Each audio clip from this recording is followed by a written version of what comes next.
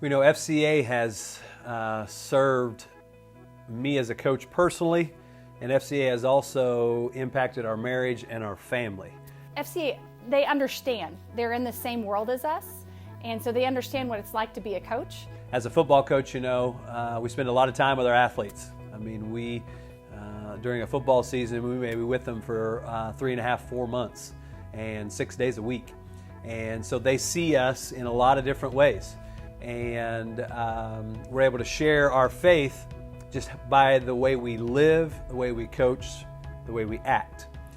But FCA gives the opportunity to specifically address the kingdom of God. Missionaries don't go out on a mission field overseas or wherever without some kind of backing, without somebody supporting them. And I really do believe that FCA has a huge impact on that mission field as those Christian coaches, as those kids, as the coach's wife in our marriage, that FCA is a huge supporter of that mission field and going into schools.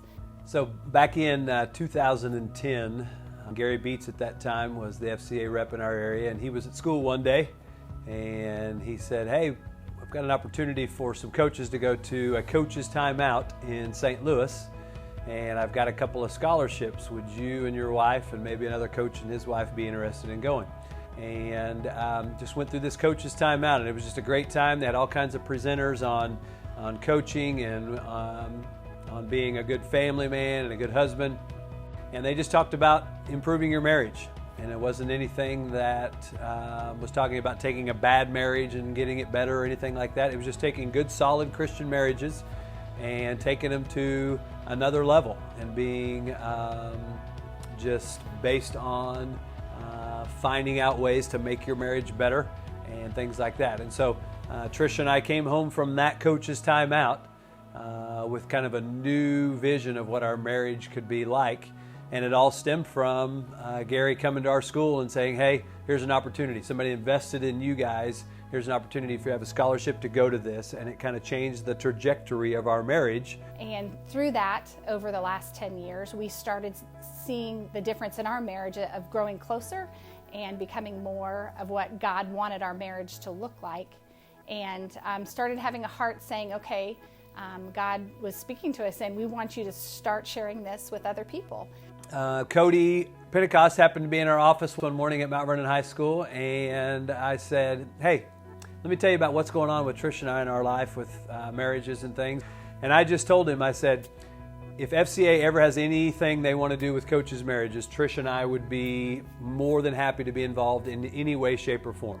Come around to the first day of school in 2019, Cody calls me and says, "Hey, can I come down and talk to you?" And I said, "Sure." He said, "I'd like to talk to you about that idea about something to do with coaches and their marriages and having a coaches marriage retreat in Springfield." And so he said, "Why don't you guys start working on some material, and we're going to host a weekend. We've got a hotel here in town that we are going to use as the location, and we're going to invite coaches from all over the greater Springfield area." And so it's crazy to think that FCA was such a strong part of that.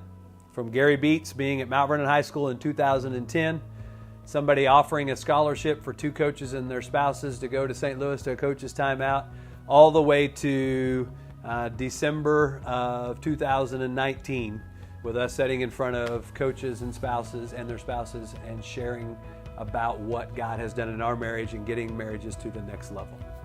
I just think FCA, to me, creates opportunities for the kingdom of God to be spread in areas where sometimes it may not be able to without FCA.